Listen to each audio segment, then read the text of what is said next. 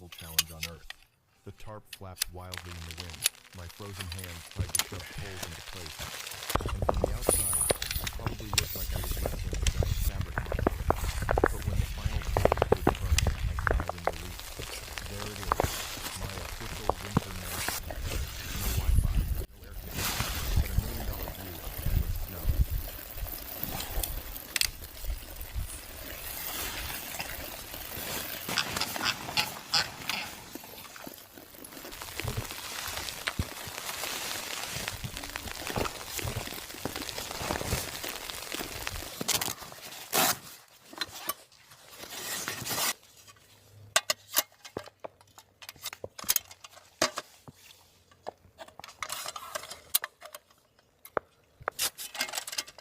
While hammering the stakes, I chuckled to myself.